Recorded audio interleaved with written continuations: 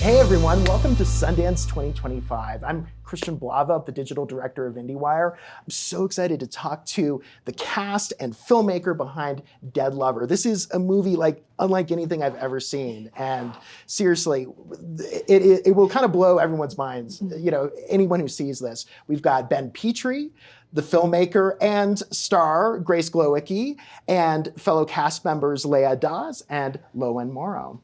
Welcome. Thank you. Thank you so much. Oh my gosh.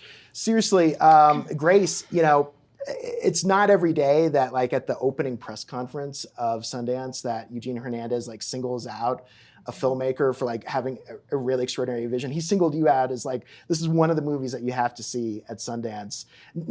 Did you hear that he said that, or? I heard that he said that, and honestly, it's just Sundance has been so supportive of my work, and it's total dream come true to come and show this movie to a midnight crowd. Here, it's I keep having to pinch myself. It's crazy.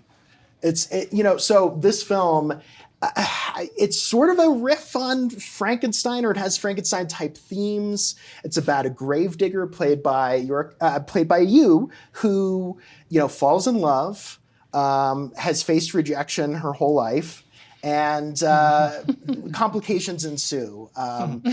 What happens? How would you describe your character? I would say she's a lonely gravedigger who smells so bad of corpses no one will come near her. And she's got a lot of emotions, so she's very funny and angry and vulnerable and tender and all these sort of different things. So she's kind of this anomaly of feelings and stink. Now, all the rest of you play multiple characters, right? So, my God, let's start with you, Ben. What was that like? Just inhabiting multiple characters at once. It was really fun. It was super fun. It was a really unique casting process. Grace brought Leah and Lowen and I into the project, and we rehearsed for a while before ever deciding which characters we were going to play.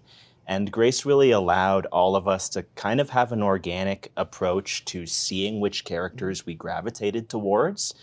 And that made it really fun because it allowed us all to make contact with the characters that we were most excited about and let each facet of our inner freak fly accordingly. And it was also cool because it felt like, well, if you screwed up one performance, you had 5 other characters you could have a knock at. It was great. Amazing. Yeah, Leah, what about your characters? Yeah.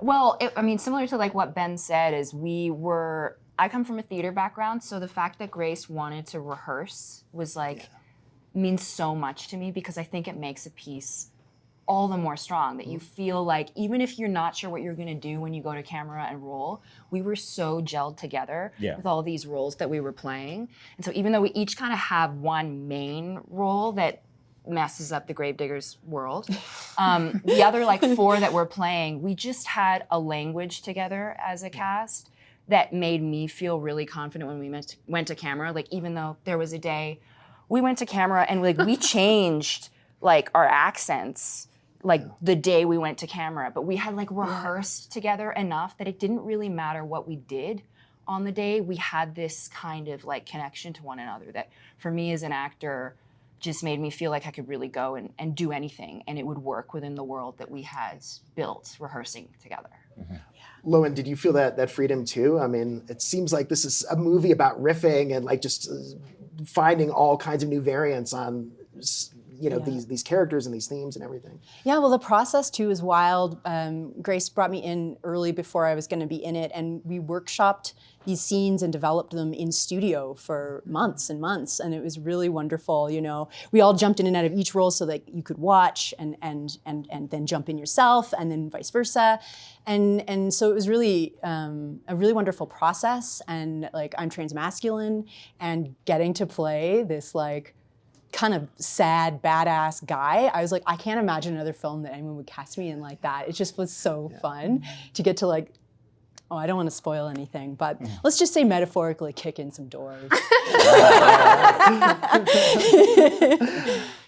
Grace, this film just looks unlike any other movie. I mean, it's like the backgrounds are extremely minimalist. It's like often just like black backgrounds. I mean, you think maybe a little bit of like Dogville or something. It's like, but maybe the films of Guy Maddin or something. But like, I've never seen anything quite like this. What were some of your influences and inspirations? Yeah, so I love theater. I come from theater as well, and so I always kind of, as a theater audience member, like watching actors perform theater, I thought, man, like, even if if they just have props in a play, I always just felt like this is enough visually to look at, just a human performing.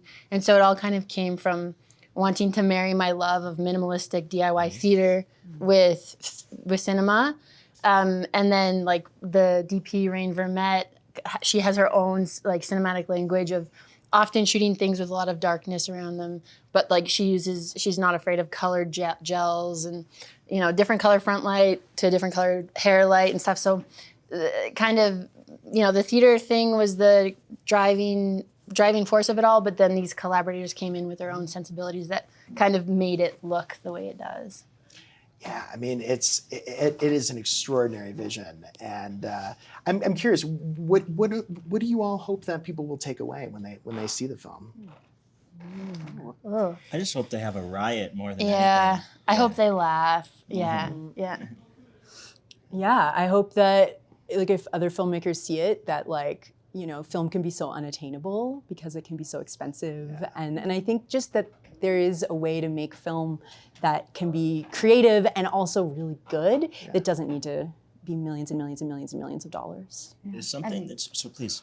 Well, I also think that we live in a world where we're also contained all the time, and we're so afraid to be expressive. And there's something really special about this project and about, I think, what Grace creates that allows you to go to extremes. And that's what each of these characters do, is like push extremes of ugliness, of vulgarity, of desperation. And for me as an actor, the fun in being able to do that is something I would love an audience to be like, oh my God, you can go that far or farther. Yeah. You know, I don't need to hold myself together so much.